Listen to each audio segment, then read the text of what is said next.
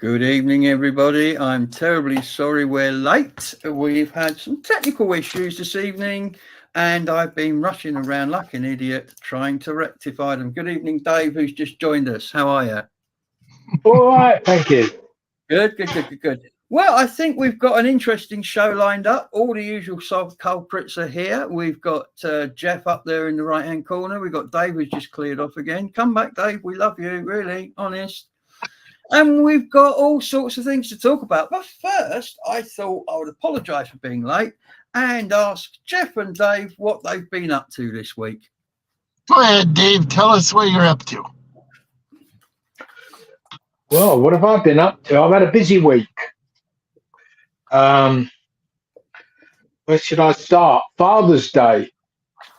You all had a good Father's Day. And then a couple of visits to the hospital and that for checkups and the usual stuff. Wrestling with the weeds in the garden, or should I say brambles. And I've been out filming. Well, that sounds like a busy week. That's this week. That's this week's video, and today I finished editing it. Brilliant. You found another interesting person in Coggeshall to tell us about, haven't you? Yes, I'm not going to give away any secrets, though. Okay. Well, my week, I've been rushing around like a madman. I left North Dakota this morning. I'm in Mason City, Iowa right now. It has been a crazy week, but I'm just trying to keep up with it all. We have Allison O'Brien with us. I'm very glad because we have a short offering from her, and we have Roland Barr with us tonight. Good evening, Roland. Gracing us from the Black Forest in Germany. And we have a station master is with us. I hope that you had a very nice holiday this past week. We have Andrew Norris with us. You have something from him tonight too, don't you? We do. Andrew sent us sent both you and I a very nice gift recently. I've still got yours here in an unopened envelope, but mine contained a beautiful set of postcards which are to do with the pond in the village that he's so keen on working on, the dew pond, and I think it's fantastic. These images are beautiful. So I put together a little bit of film with a little bit of music, and I'm going to play those out tonight so you can see these wonderful postcards. I'm going to frame each one, and I'm going to have them coming up my stairs as I come up to the studio. That'll look lovely. And again, Andrew, thank you so much for that wonderful gift. Really appreciated. There is something else I'm going to do later. I'm going to ask him. What have I been doing? I have had a busy week in Glastonbury this week. We had the hustings for the election, and the five candidates that we have standing here in Glastonbury stood up in the church and were questioned on various subjects. I'm non-political when it comes to the channel, so we went in, we recorded it as a fly on the wall kind of thing, and it's nearly 2 hours long. The one thing I did find out, though, from the Labour Party candidate is if they get elected, which, let's face it, is looking quite likely, they're going to renationalise the railways. Yes. Best thing that could ever happen to this country, and I'm sure Bernie will probably agree with me. The British rails we're laughed at by Europe. We really are. It's like when the Channel Tunnel train used to come across all the way across France on a specially built train track at enormous speeds. It would come under the tunnel, and then it would hit British Rail and have to go back down to 60 miles an hour all the way into London. Now we've built what's called HS1, which is the high-speed link into London. But hey, oh dear. Trains in this country, you cannot run something like that for profit. It has to be by. But I'm not going to get into that because that's political, and I don't do politics on the channel. So that was that. We've had there's a farm, there's a little allotment here The video's going out on Friday, and they have been working there for about 2 years. They were given some ground temporarily by Glastonbury Abbey, and it's enabled them to set this farm up, and they've helped 400 plus people through gardening and allotmenting and things. In the last 2 years, lots of those people were vulnerable. So that's a cracking project, and it was a real pleasure to do that. One of the other things that's been going on this week is Jeff and I have been banging our heads together because we are now several editions into this show. And hello, we are now several editions into this show, and we don't yet have a name. So we crashed our heads together and we had a think, and we've come up with 2 names. And we've decided we're going to put it to you out there watching the show tonight to the vote. We're going to read out the 2 names, and then I want you to put the first word of either name in the description. And at the end, Jeff will count them up. And I don't care how many votes. It could be 1 vote for and 1 vote against. Whichever one's got the most amount of votes at the end of the show will be our new show name. So you can make a difference. Now, the 2 names are Tales from the Tour. Okay. And the other one is Talk of the Tour. So you've got 2 choices, Tales from the Tour or Talk of the Tour. Now, you can either put the word Tales or Talk in the description. And at the end of the show, we'll have a new name. That would be brilliant, wouldn't it? Thank you very much. Something else. Okay, Jeff, I can see a finger. We have Ryan with us tonight. He's popped in to say hi. And we have Mark's Adventures. And Station Master says, yippee, renationalize the railways. But we must all understand if we want efficient transport, it will require public funding. You know what I say to both of you as the American in the room? Go on. I say Amtrak, when it was nationalized, was horrible. It was abysmal. But it has slowly clawed its way up now that the trains are clean and the food is absolutely yummo and they treat you nice. So, I mean, it's ended fairly well, but it has taken, 40 or 50 years to get there? Well, unfortunately, during Thatcherism and the following years, the mantra was, if it moves, nationalize it. If it doesn't move, privatize it. If it doesn't move, privatize it until it does, regardless of what it is. Our water is privatized, our gas, our electricity, our railway, everything has been privatized. And I can't think of anything that has worked better since.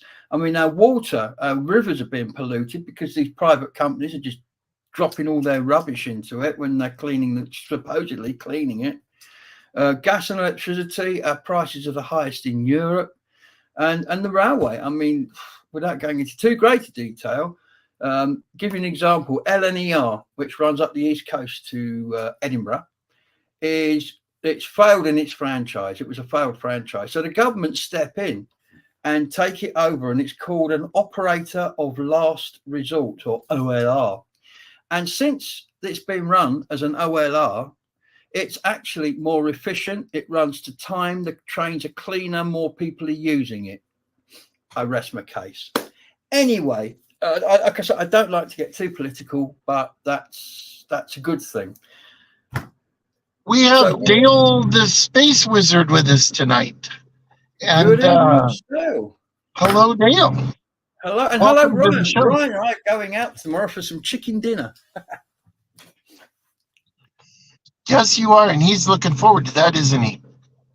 So am I. Slim Chickens have moved in, and they've just opened a branch in Street where Ryan lives. So we're going to go over there and try out the chicken tenders, which is good.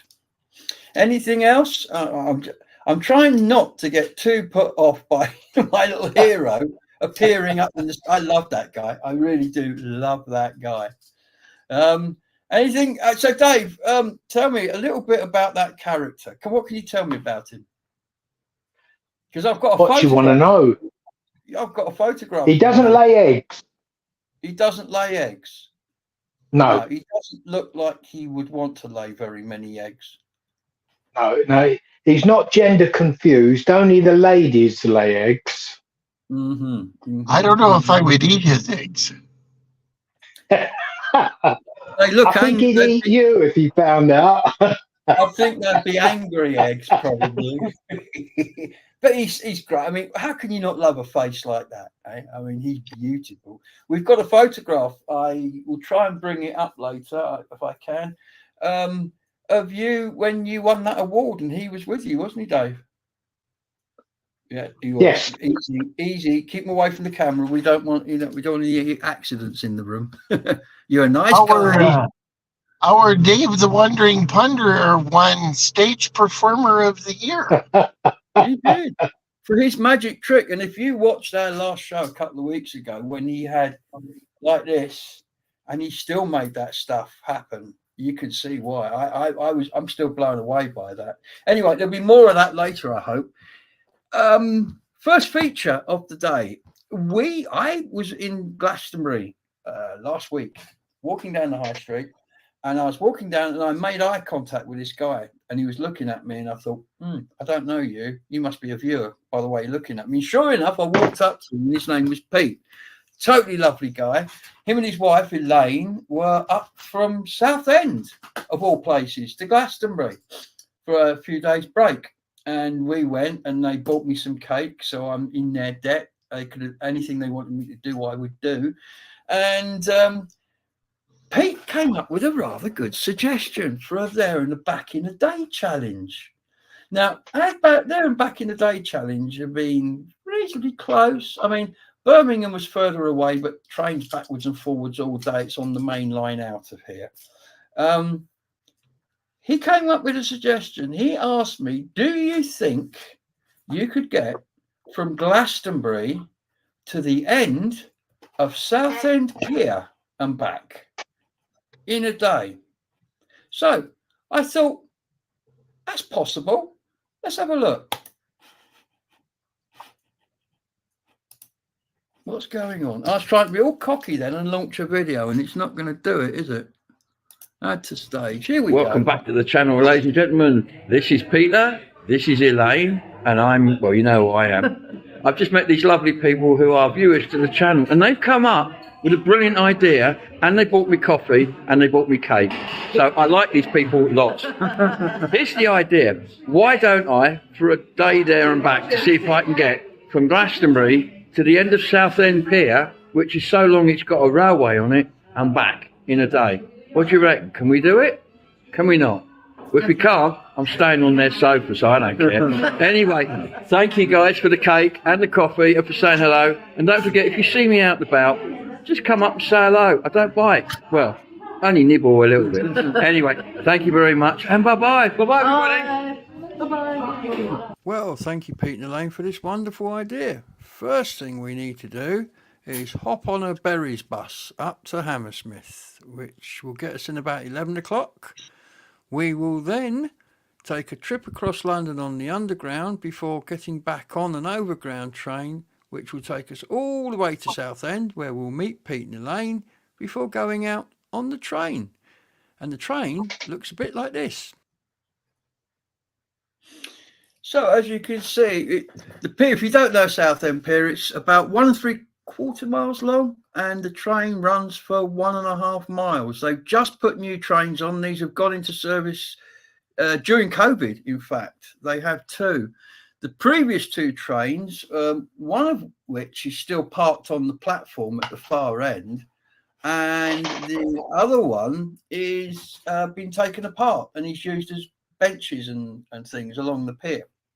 So I've done the research. I think I can get there and back in a day. It's doable. There's a tight bit kind of getting back to London, but I've shortened the day in Southport, so Southend. So we should be able to do it. But it's our longest trip yet. It's quite a challenge, but we're going to have a go. And Pete and Elaine, we did ask Dave, but unfortunately Dave was booked up for quite a while. We needed to get this one shot. So I went back, and Pete and Elaine wanted to come. I was going to invite them as well anyway. So they're going to meet me on the train, and apparently there's a quirky coffee shop there and some places they're going to show me as well. So hey, that's what's coming up. So that'll be the Space Wizard says, which one of us wouldn't do absolutely anything for cake?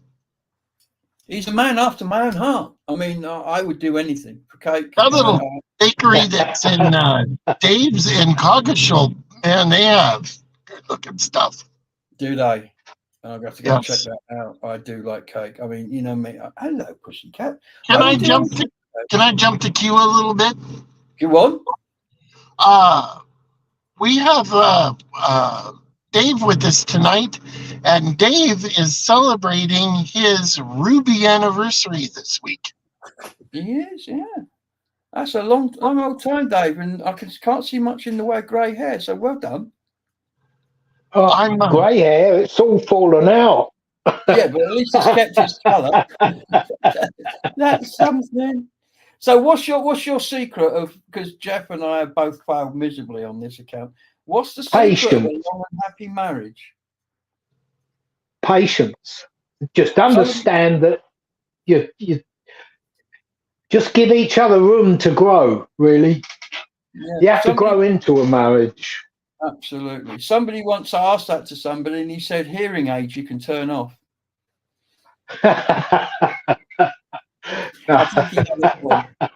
Do you know, here's an interesting one, and I'm not being anti-feminist or anything. This is a fact. If you go and look up the Japanese or the Chinese symbol for a woman, I can't remember which it is. It's like a squiggle, and the for noise is a squiggle, and the little squiggle that says woman is 3 of those noise squiggles put together in a triangle. So what can I say? I'm not saying anything. That's just that came up on Facebook the other day. I thought that was funny. So there you go. Now we did mention Alison O'Brien, didn't we? And I hope I'm going in the right order. Yes, we are. We mentioned Alison O'Brien the other day, earlier on. Now she was on the last show, and she mentioned she had some guinea pigs. Now, I'm quite of a sucker for guinea pigs. I like guinea pigs. But again, Jeff and I put our heads together and some ideas came up. Let me just do something here a minute. That's better. So Jeff and I put our heads together and came up with another idea. And this idea is called, and I've got it right here, Show Us Your Pets. So the idea is, if you've got a pet, you've probably got a photograph or several of your pet. And if you have a pet, you will at least have one story about your pet. So the idea of this little mini series is that you send us in pictures of your pet, and then we'll convert them into a little filmette. You'll see what I've done, because Dave sent one of his dog Starla as well. And what we'll do is we'll run those out, and then you can phone in and tell us about your animal and tell us a story, what they've got up to, or a funny story, or when they ran after the milkman. You know, the sort of thing. Everybody's got a story about their pets. I can tell you several about mine, but I'm going to let other people have a go first. So I'm going to start off with the guinea pigs from Alison, and then I'm going to show Dave's dogs. And I'm hoping Alison is in the thing. She will ring in a moment on the phone, which is here, ready to go, or at least it will be when I turn it on. Oops. Oh dear. Turning on the phone. Phone turning on. Phone turning on. Come on, phone. Worky, worky, worky, worky. Bang, bang. Nearly there. So I'm just going to, while the phone's turning on, because it will be on in a second, I'm just going to show you the guinea pigs, and then we'll go straight into Dave's dog, and then we'll have some stories and we'll hear about the 2 animals. So, 5 animals, because there's plenty of guinea pigs. Here we go. Where's it gone? Oh dear, I don't know. So we're having some problems tonight. I'm sorry about this. It's working fine. Can you hear music on it? I can't hear anything. No, I don't hear any music, but it's playing the pictures that you sent. Anyway, these are Alison's guinea pigs. There should have been music on there. I don't know what's happened to them. But as you can see, they're really cute. She's got several of them. I used to have guinea pigs. Mine were like that one. The fur grows in what's called rosettes. But they're beautiful. So we'll talk to Alison in a minute, hopefully, about those when she rings in. But in the meantime, it's Starla.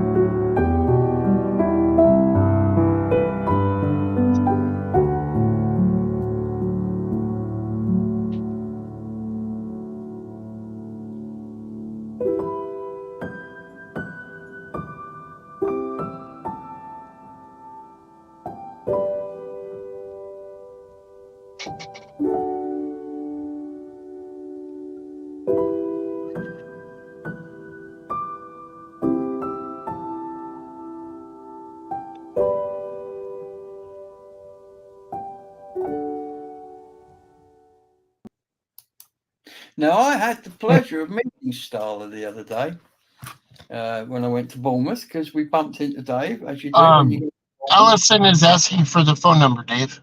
Oh, my bad. I thought we had it on screen. Let me sort that out straight away. There we go. That's our number. 07464. In fact, is this thing ringing already? Live shot. No, it's sorry. 07464 644 288. And any minute now, we might get a phone call. And then, hello, Poppy. And look, talk of the devil over here to the camera. That's Poppy, my cat. So, the fourth caller this evening will give a free Cadillac. Yes.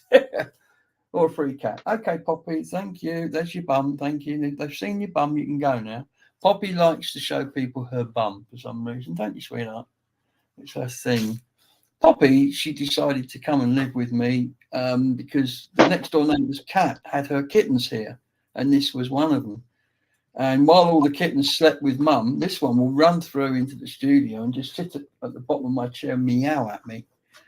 And are you really going to sit there, night and away? Are you really? Well, while we're waiting for Alison to call us, well, Dave, can you tell us about your little dog, Starla? Well, what do you want to know? Well, how you ended up with her, how old she is? Well, she's crikey, I think she's about 12 now. We got her about 2 years after we moved here into this house, so that makes it 2014, something like that. And we actually got her from some friends who had lived in Wales, and they'd moved back down here, and they couldn't look after her because they had kids, and she could be demanding because she's half sheepdog and half Staffordshire Bull Terrier. So she's half Border Collie, half Staffordshire Bull Terrier.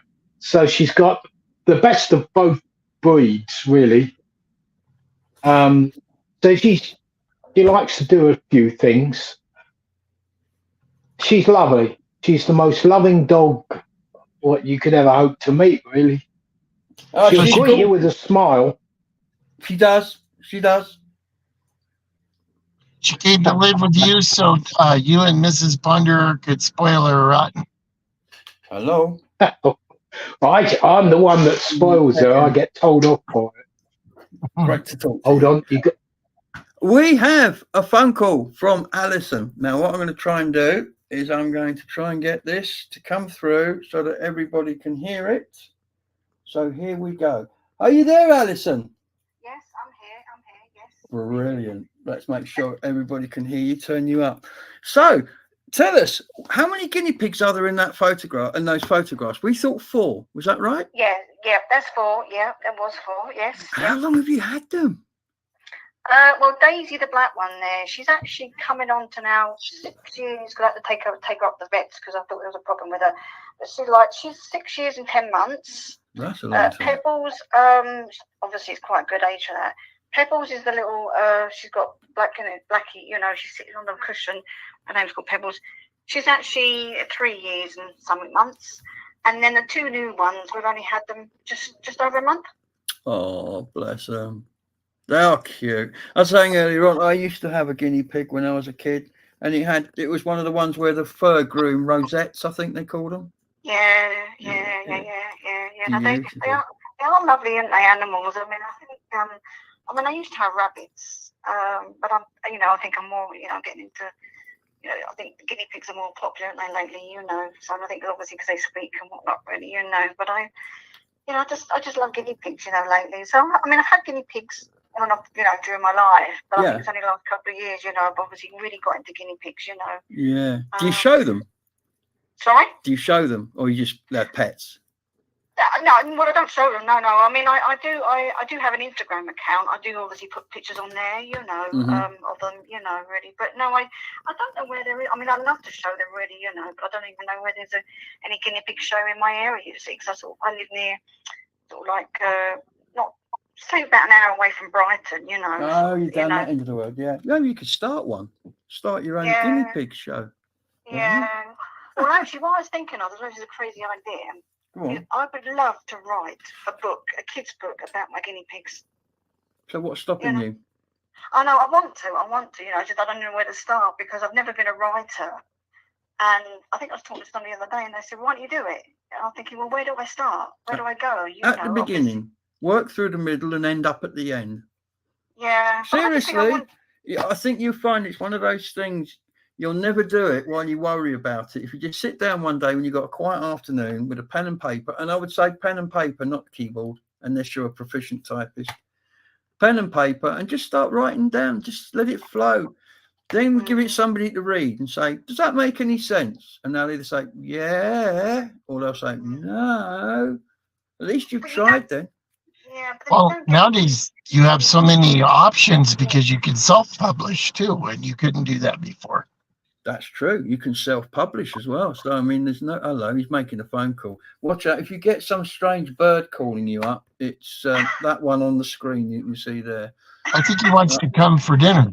I think he does. Yeah, look at that. I wouldn't trust him as far as I can throw him. That's what I love about him. Yeah, the thing is, I want him close to my guinea pigs. I know he probably, would love to like gobble them all up, I suppose. He would probably, looks like he'd fly away and eat several of them at once. He's got that look, hasn't he? Yes, yeah, he has, But I just, I think I need to do it because at the end of the day, it might bring me in a better income, Of course it will. I'm not working and, if I, like you said, somebody was saying to me the other day, just do it, Alison. Just do it. Please, and I need to not hesitate and do it, and and just let the world see my guinea pigs. Absolutely. And I know 2 people in Glastonbury who've published books, self-published books. We've got a place in here called Blue Cedar, who are very good at publishing. And I can tell you, both of those were like you. Oh, I've been wanting to write a book for years, but I can't write. I'm not an author. Where do I start? And, both of those people were persuaded by me and others. Get on with it. Let's have a read. Have you started it yet? Have you written anything yet? What's the hold up? And they are both now self-published. And one guy's on his 3rd book and the other one's just starting on his 2nd. So it can be done. I mean, I started making videos. If you'd have told me 4 years ago I'd have a YouTube channel, I'd have laughed at you. Yeah, like I say, you just got to do it, really, And I've actually got my first story, already in my mind. Like I said, I've just got to put it down in, like you say, pen and paper, and then I don't know, like I say, I need to go to a publisher then, and I to sort of get them to give it to friends. Give it to friends. And just say, read that. Don't go to a publisher because they get loads of stuff. Go to some friends, people you trust their opinion, and just say, can you read that? And just let me know what you think. Be honest with me. Don't hold your punches. Let me know what you think. You'll soon pick up 3 or 4 people. You'll soon pick up a common thread. And we'll be asking you every week on the show now, have you started writing your book yet, Alison? I'm going to get a little graphic that comes up like the phone number, and it'll just say, has Alison started writing her book yet? Yeah, the thing is, I'm not very good at the pictures, though. But like I say, with the pictures of my guinea pigs, I probably need someone to do that part of it. I'm not very good at, I'll tell you what, I'll make a promise.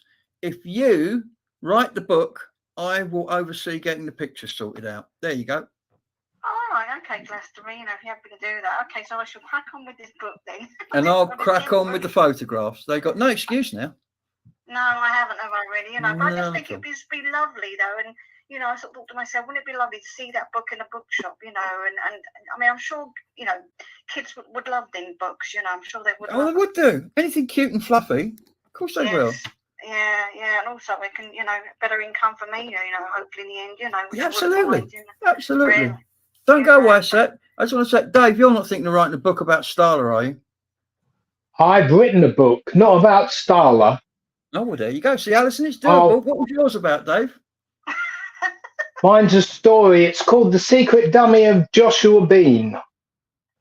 Okay. Hold on, I'll show you. There you go. Look, see, this is what you can do. It's doable. It is definitely doable. What do you reckon, Jeff? I wrote my memoirs all out, all of my childhood recollections and all that, and put it in chapter form. And my mother read, at that time, my mother was still alive, and she read it, and she was completely aghast. And after that, I never showed it to anyone else. Oh, dear. Oh, dear. There you go. Look. Yeah. No, I'm gonna. I've already got a story in mind. I mean, kids' books are not that long anyway, are they? No. So, I just think it'd just be, like you say, you can. I need pictures. Different, different pictures and things like that, really, because I've always, got those in my mind, how they would be and whatnot, actually in the book, and I just think, I just want the world to see, like I said, I do have an Instagram page, and I mean, I've got quite a lot of followers on there. Exactly. And I know you can actually do, I think you can do stories on there, can't you, Instagram? I believe so. Yeah. I don't know much about it, but I believe you can, yeah. But I do have a lot of people. In fact, I think I mentioned was it a month ago, I'd lost one of our guinea pigs, which was sad. And I put a post up on Instagram, and I think I got so many, I think it went into so many people's accounts. Obviously, I'd lost my guinea pig. I was quite surprised, quite a lot, obviously, 32% went into people's accounts. And I thought, wow, obviously, I didn't realise people that, obviously, found something like that quite well. I mean, losing a pet or anybody, isn't it? It's hard. It's the only thing about having pets. Breaks your heart, really, and I was quite, so I do put, pictures on that, and I can, put my Instagram page in the, comments. I can write it down, and people can look at my pictures there if they wanted to, but I've got quite a few followers on there, and I wasn't expecting it. One day, as I said, if I can do that, I've got to do this book, you see. So, I mean, I've got to do it. I want to do it because I'm niggling myself. I've got to do it, Alison, and I've got to do it. So now you've obviously persuaded me. I need to do this now. Absolutely. Well, we've got a lot of other things to get through in the show, so I'm going to cut this off. But what I want you to do is look for your phone later on this evening after the show. I'm going to send you a message with my personal email on it. Okay. Keep in touch. Get in touch with me when you're writing the book. Let me know what you need to do with the photographs, and we'll go from there. Okay, then, Gabriel. Well, thank you very much. Anyway, My pleasure. My pleasure. Okay, then. Anyway, I shall sit and watch the rest of the show anyway. But it's been nice talking to you, and obviously, I shall say hello to Jeff. You're two amazing people. What you're doing. So I mean, you're just amazing what you are doing. But anyway, I just want to say that. But anyway, I shall. Thank you. Thank you very much. Thank you very much. We appreciate that, and it's nice talking to a published author or a soon-to-be published author. Hopefully soon, yeah. Because I've got it in. I could just picture myself and how I would feel, and I know it's crazy. I haven't even done it, but those sort of feelings. Think, how proud you, and people coming up to you saying, look, you've done this book, and I just need to do this because I know I can do these things. Yeah. I think a lot of it is confidence, but I know I need to I want to do it, and I want the world to see my guinea pigs, and that's it. That's what's going to happen. Okay, then, Alison, thanks for calling in. Call in any week you want to. Okay. Anyway, Bye. Bye-bye. Bye. So, what do we need, Dave, for you to get your book published? You said you needed pictures? Oh, it's published, but I want to do another edition with pictures. Drawn or photos? Drawn, I think. It's a children's story. Children's story, yeah. It's about a 3-year-old who But scientists, I read the back. Scientist George Long has invented a formula that makes his strawberries grow very big. A criminal element are willing to do anything to get their hands on it. But after the formula contaminates a dummy belonging to a 3-year-old Joshua Bean, a new hero emerges to save the day.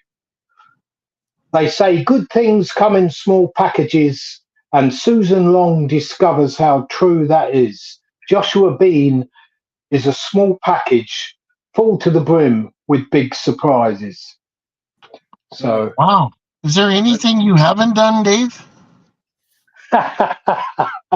climb Mount Everest. He's our people don't realize it. Our Dave is a pretty amazing person. I was talking to him one day, and he was rebuilding the carburetor on the car. He's our Dave is quite an amazing person. I could probably just about tell you where the carburetor is and point at it, but that's the limit of what I can do. By the way, ladies and gentlemen, I'm terribly sorry if I'm not looking at the camera tonight. I'm terribly aware of it. We've gone for a new setup, and I've changed from my camera that's above the screen, which is a webcam. I'm actually using a phone because we've discovered the quality of the picture is better, but it's on a very short stand at the moment. I need to get it up. We have Jackie with us tonight. Hello, Bernie. Hello, Gabriel, Jeff, and Dave. Hey, how you doing? So one quick thing before we move on. Dave, what do you have planned to celebrate your anniversary? Are you and the ever lovely Mrs. Ponderer going out to dinner? Or? We are going to go out for the day. We're going to a National Trust site, Flatford Mill, which is about half an hour away from us. Flatford Mill. Isn't that where the Haywain was drawn? Yeah. Thought so. There's a nice little cafe there, and take Starla for a walk around there. It'd be nice for the day, and then in the evening, who knows? I'm sure the family will want to come and pay their respects. The question is, do you want the family to come? Oh yeah. We're not young anymore. No, it's true. Station Master says, I started writing a historical novel some years ago. Got 2 chapters done, but that's all so far. Carlist wars in Spain, not an easy subject to research. No, I mean, of course, Alison's on a winner there because it's a kiddies book and it's about guinea pigs, and they're her guinea pigs. So it's a subject she knows intimately. That's got to be the easiest way to write. If you've got to research it and find out facts and I know when we do films. I say if there's such thing as an afterlife and you've lived a good life and you get to come back as whatever your choice is, I want to come back as Starla or one of her guinea pigs. Yeah, and just get spoiled rotten. Yes, that's it. Yes, that's what I want. I started writing another book called My Life in White Trousers, and after COVID, I've had to change the title to My Life in Brown Trousers. Oh dear. I don't know if I dare ask why. Yeah, no. You're not going to go into the skid mark department. Oh, there you go. That'll be an interesting book. I look forward to that. Moving on, we've got a couple more features to go through tonight. I'm just going to move things around a bit. We've got some, as I said earlier on, Andrew Morris sent us some beautiful postcards. Jeff hasn't had his yet because they arrived a week after I sent Jeff's last box. The only trouble with having your best mate living thousands of miles away is things happen periodically. It's not quick and it's not instant. So I've put together a little sequence just to show you the quality of the art in these little postcards, these series of pictures that Andrew's painted. and they're going to go up my stairs when I've done the show tonight. I'm going to go and get some little hold, frames, and put them up the stairs. Have a look at this.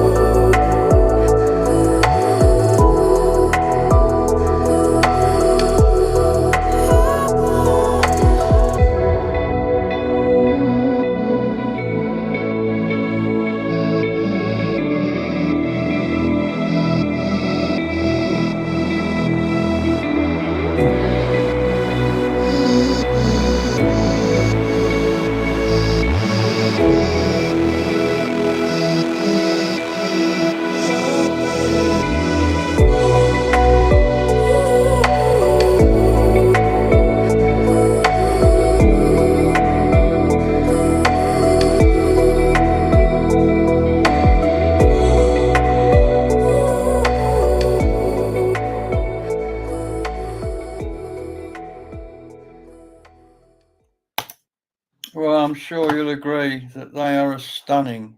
They are stunning. They are absolutely amazing, and I need right now to tell Andrew Norris and to tell the station master also that I know that you guys have sent me gifts, and I won't be home again until August. So I thank you from the bottom of my heart, but it'll be the end of August before I go home.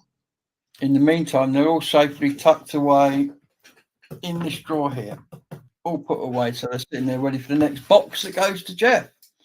Absolutely fabulous that was, and again, Andrew Morris's artwork never fails to amaze me, and they're just going to make my stairs look so good as you walk up. People will be walking up the stairs stopping to look at the pictures. One thing I cannot do is paint, draw, or do anything like that.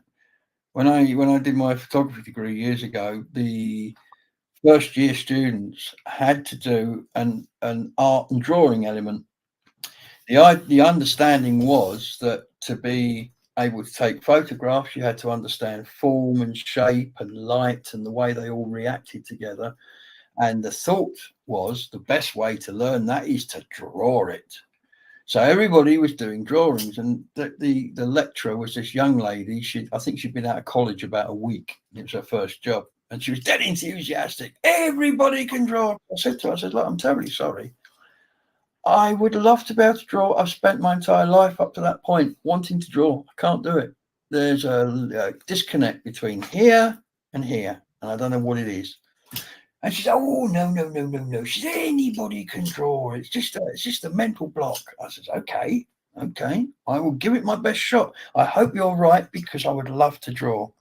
3 weeks later, I was sitting at the back of the class reading a book for all my art classes. She gave up. I can't draw. I can't draw. Sadly, it hasn't affected my ability to see a photograph when I see one, but hey. I guess my art is an occasional watch. I have a watch dial. It's actually it's a watch that's going to be put together for the museum in Coggeshall. It is an Illinois 60 hour. Mm-hmm. Beautiful. And I've got the rest of that in a drawer here as well, because that's had a story, hasn't it? That went to England, but the customs were a bunch of, we won't use the word, and then eventually it got back. I think it went back by a rowing boat via China because it took forever to get back. And then we put it back in another box and sent it to me, and it's finally arrived this morning safely. So it's done a lot of traveling, but it's here now, together with the hands and the case. And I'll be going up to see Mohammed at some point with a little parcel and a request that he does something with it. Mohammed is quite a person.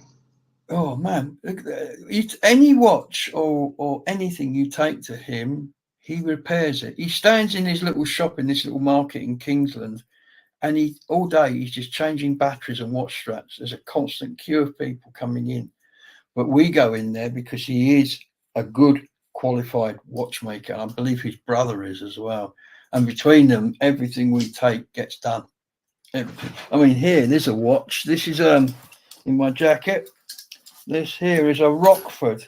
Now, Rockford is there because the guy who owned the company, his son was kidnapped and killed, and things weren't ever the same after that. So the company kind of went away. But these watches are absolutely gorgeous, and it's unusual to have a working one. There's plenty of them around, but quite a few of them don't work. Parts aren't around. Rockford, his grandson got kidnapped fairly early on. So after it was discovered that he had been killed, the grandfather never got over it. The factory just kind of went into non-existence, so yes, a working Rockford is kind of a rare thing. And courtesy of Mohammed, because when this came over, it wasn't a working Rockford, but now, courtesy of the wonderful Mohammed, it is. If I do this, I've not been wearing my jacket today, so it's wound down. But if I do this, look, there you go. You can see it working. It's a beautiful watch. Absolutely beautiful watch. And he actually had to make a part for this because he couldn't get the part. There you go. Balance staff. He had to make a balance staff for it. That's right. Moving on. Jeff and I were talking. I don't know how the conversation came up, but we were talking about how America and American people kind of got away with it in the Second World War, because in Europe, everybody was getting bombed, shot at. Even if you weren't in the war, you were involved. But America, because of its distance, didn't have that. But then Jeff told me something really interesting, and he actually made a film about it. Now, we thought it'd be interesting to talk about it again tonight, because we want you to go back and watch the film. It's about 2 years old, but it's a very, very well-made film with a great story. We're going to show you part of it, and then I've put some clips together of photographs so that Jeff can come and explain a bit more about actually what went on. So I'm going to start off by showing the film. It's called The Forgotten. I can't read. The Forgotten Grave. The Forgotten Grave. God, my eyesight's horrible. Okay, here we go. Hello, everyone. It's Jeff again, and I am home in Montesano, Washington. And I would like to tell you the story of a long-forgotten grave not very far away in Port Angeles, Washington. Elsie Winters was born on the 26th of February in 1919 in Port Angeles, Washington. Her story begins in Port Angeles, Washington, and her story will end in Port Angeles, Washington.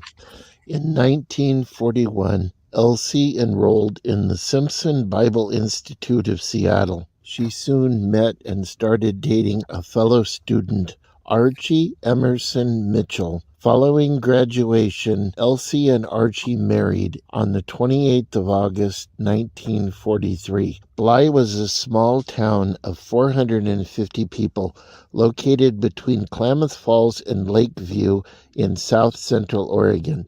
In May of 1945, Elsie found herself 5 months pregnant, and the couple was excited to start a family to the nearby Gerhardt Mountains after church for a picnic. The 5th of May of that year was an absolute beautiful day, and Gerhardt Mountain is one of the most picturesque places that you can humanly possibly imagine. The children and Mrs. Mitchell and was looking for a place while the Reverend parked the car in the shade. It's at this point I should probably tell you a little bit about this gentleman right here, Major General Sukai Kusaba. He has quite a bit to do with the story from here going forward. Later in September of 1942, Major General Sukai Kusaba came up with the idea of releasing balloons from the Japanese coast streams, carry them over the west coast of America, where they would drop incendiary and anti-personnel bombs in the hopes of starting forest fires and grass fires. The 30-foot diameter helium-filled balloons were constructed by school-age Japanese children out of paper and paste. Balloons were actually pretty complex, with valves and timers intended to keep the balloons aloft for 100 hours at 5,000 feet. They carried a mixture of incendiary and anti-personnel bombs. The third Tillamook burn fire that started on the 9th of July 1945, it is believed, by one of these balloons. In all, Japan released 9,300 of these balloons. They have been found in Acapulco, in Alaska. Oh dear, I'm terribly sorry about that, ladies and gentlemen. That edit wasn't the one that should have been up. Okay, right. The lady, while her husband was parking the car with 5 children, noticed a balloon up in the tree. Now, because of morale and because of not wanting to let the Japanese know that these were causing damage, there was no notice had gone out. So they just saw this balloon up a tree. Of course, it went off and they all died. So the lady and the 5 children were pretty much the only and first people to die in the war, in American soil. Unlike England, which, had the nightly bombings, the Blitz and all that, there was very few times that bombs or shells landed in America. There was the refinery in LA that was shelled. They dropped 2 bombs in the Siskiyou National Forest on the Oregon California border. There was 2 shells landed at Fort Stevens in Oregon. And of course, the island of Adak in Alaska got bombed and shelled quite a bit. But there was very few people killed. In a horrible twist of irony, just before there's another film, because Jeff's going to tell you a bit more about them. In a horrible twist of irony, her husband went on to remarry, and they were from the church, and he wanted to go abroad and do missionary work. So he went to Vietnam, and he was the first American civilian to be killed in Vietnam. So, really sad. But anyway, Jeff's just going to tell you a little bit about what these bombs were and how they were made. And there's a map here that shows you how many have been found, but they were still finding them up until quite recently. Here we go, Jeff. They've been found everywhere from Russia, Acapulco. The last one they found was in 2019, and they found it in New Jersey. They actually hunters and people that go in the wilderness, they have a little pamphlet that they give you to tell you what to look for. So if you find one hanging in a tree, you'll know what it is. Absolutely. They were quite sophisticated. They had sandbags hanging from them, and they had a very elaborate system of keeping them at a specific altitude.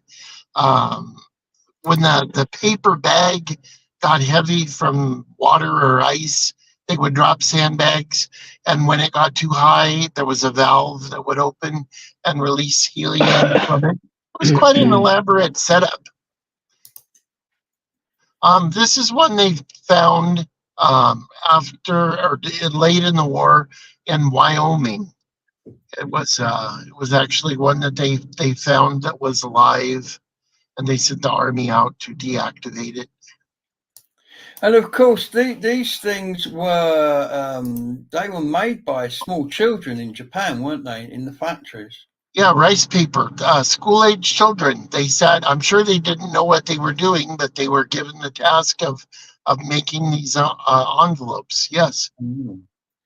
So the show, just change the subject again. The show is now, we are at 5 to 9. So we're at the point where I turn to Dave and I say, Dave, before we go, can you do something magical for us, please? Yes. Has everybody got a pen and a piece of paper? This is something everybody can do. Is it? Okay. Yeah, have you got a pen and a piece of paper? Tell me if you've got one. Have you got? Go ahead. You got it? I'm gonna count the votes. Right. I want you to think of any number between 1 and 10 and write that number down on a piece of paper. Okay, done it. You've done it, right. When you have it, multiply it by 9, which will give you another number, a new number. You never said anything about maths lessons. Well, this is quite simple. If you know your 9 times table, you're all right. You done it? Doing it. Now, that new number, if it happens to have 2 digits, just add the 2 digits together to make another new number, and that's the number we'll use. If you don't have 2 digits, we'll use that number. Okay, I've got a number. You've got it. Right. Now, take away 5 from that number. Okay. Okay, which will give you a whole new number. It's a whole new random number you've got now. Yeah, got it. Right. Now, that number relates to a letter in the alphabet. Alphabet 1 to 26. So if the number happens to be 2, the letter will be B. Yes? Got it. Okay. Right. Now, that letter, it says, I've got my cheat sheet down here to remind me what to say. Okay. Think of a country beginning with that letter. Okay. Okay. You have a country. I have a country. Okay. Now, the second letter of that country's name is the first letter of an animal. So think of an animal with that second letter. Okay. You've got the country, you should have an animal. Okay? Right? Now, just have in your head what colour that animal is. Right? Okay? Sitting behind me here is a pack of cards. What I want you to do is I want you to think of the animal and transmit it to me. Don't say it, transmit it to me. Everybody can do this at home. And think of the animal. Yeah, not that one. Oh, no, definitely not that one. Not that one. But this one, I don't think there are any in Denmark. Ladies and gentlemen, I'm now going to finish the show and go and weep. I would like to show you what's in my book. Oh, hang on, you can't see it. It's reversed, but that's 8. That's 72. That's 9. That's 4. That's D. That's Denmark, and that's elephant. So did everybody? What about you, Jeff? I was counting the votes. There, it's 3 apiece. Doesn't work if you count the votes. Did anybody else watching do it? 'Cause for that to work for everybody, they must all have picked an elephant in Denmark, and that works differently depending on what number you. I get Well, that's what I was getting. Yeah, you received it. So did anybody else in the comments tell us now? Did you do this? I got Denmark and emu. Oh, we see Andrew Norris got Denmark and an emu. So you got the Denmark bit right. Speaking of Andrew Norris, it would be wonderful if he called in and talked for a minute or two about his art. That would be quite wonderful if he could do that on WhatsApp. Yeah, or the WhatsApp, because he's abroad, isn't he? It'll come up on this phone then. But yes, we are running towards the end of the show. I mean, I'm happy to carry on if people are happy to carry on. We do have another feature we can run out, or I can roll it over to next week. I don't mind. It's up to you people. Well, while we're waiting to see if Andrew Norris has time to call in, everybody has been wishing the Ponderer an amazing anniversary. Thank you. Oh, look. Good evening, sir, and how are you?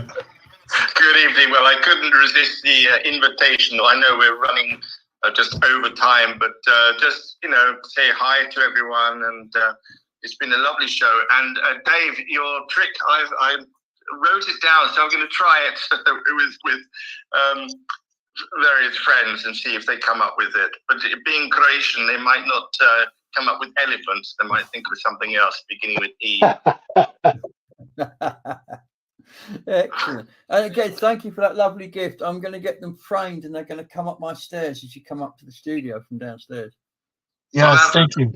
That'll be lovely. You must send me a picture of them all in situ as you go up the stairs, one above the other. I definitely Oh, will. you're going to love the picture that I'll send, because we actually have an art room with lights. Oh, cool. Yeah. No, this is a project I've been engaged in for 3 years now. And it's the last dew pond left in the village, because they've all been filled in now that there is no cattle left to take to pasture. And they don't need this watering hole to stop off at, when they return home.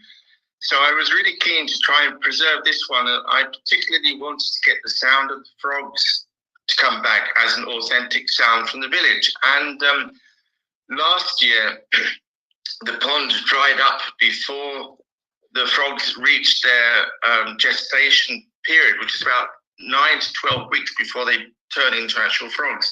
So all the little tadpoles who started growing legs and arms or whatever, they all died. So I bought this large sheet of nylon to line the pond with. And there were some promising signs a few weeks ago. And then a little bit after that, I filmed a snake in the water, and I think the snake munched all the tadpoles that were there. I've been cleaning out the dew pond today, and I don't see any sign of them here. So I'm going to have to go back to the drawing board and rethink it. But in the meantime, as a subject for painting, it's been really inspiring. And Gabe, I sent you a video of 100 paintings that I've done of the dew pond up till now over this 3-year period. And it's continuing to be an endless source of inspiration. I've got that video, and I made a decision that we could have too much of a good thing tonight. I wanted to highlight your postcards. We'll come back to that video I'm going to roll it onto the next show. So You know, we'll- it sounds like this amazing thing, like you have an entire. It sounds like an amazing thing, like you have an entire week to do a show. But when you sit down to do it, an hour is just like gone. it does. It flies out the door, doesn't it? It's gone. It really does. Yeah. It's frightening how quick it goes. At first couple we did, I was looking at my watch every 5 minutes. How are we doing? Now I try not to look at my watch because it scares me because the show's nearly over. We've already had to drop a really interesting piece. There's a project in Glastonbury. It'll be on the next show. Good.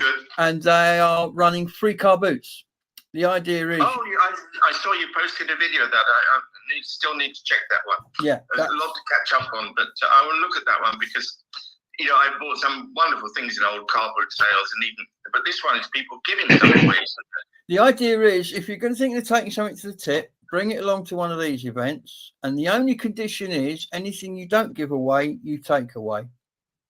And that's Fair enough. that. And so somebody actually, and if you watch the whole film, we'll do it next week. But the lady who organised it was saying that somebody even popped in. They were actually on their way to the tip and saw it happening.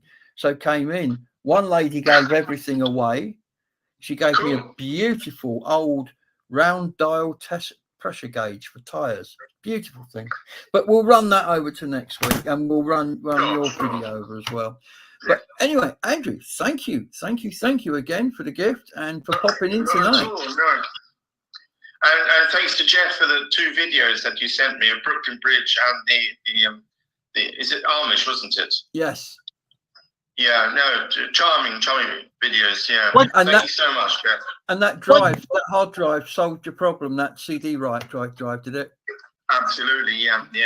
What did you think of the architecture of the round barn in New York State? I didn't quite catch that. What did you think of the architecture of the round barn in New York that the Shakers had built? Stunning architecture. Really, really beautifully constructed, beautifully put together.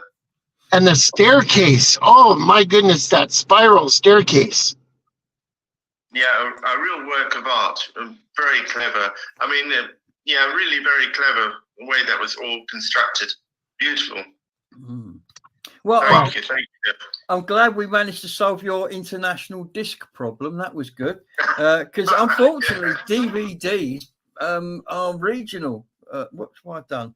DVDs are regional, and Andrew had a problem watching certain DVDs, and so Jeff sent him some American DVDs, and so we sent him a little CD player to play them, and it's multi-region. So anybody out there, if you've got DVDs you can't watch and you've got a computer, go on Amazon and buy yourself a multi-region external DVD-ROM player.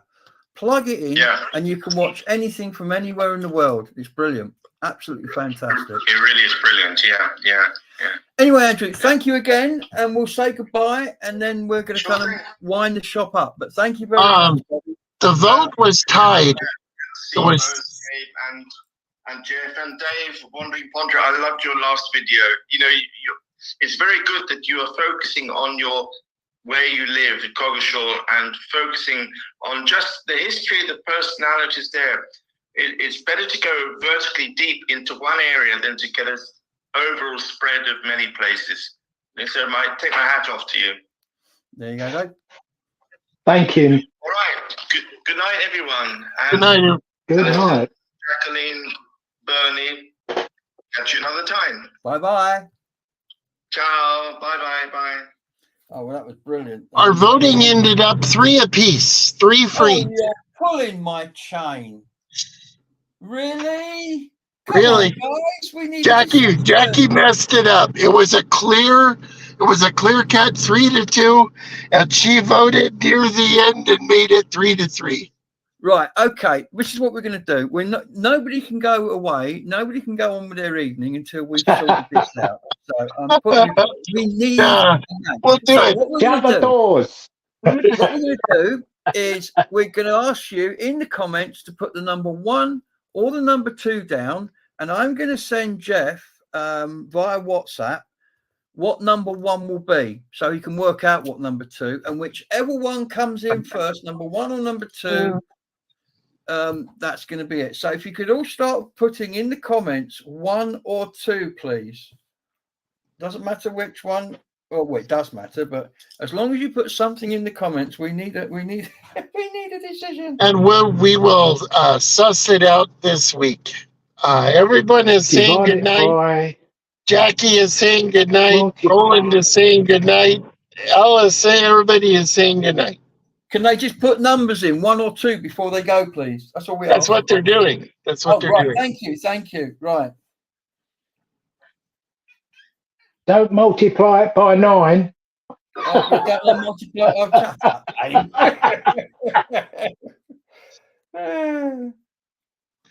And Ponderer, everyone is hoping that you have a really amazing anniversary.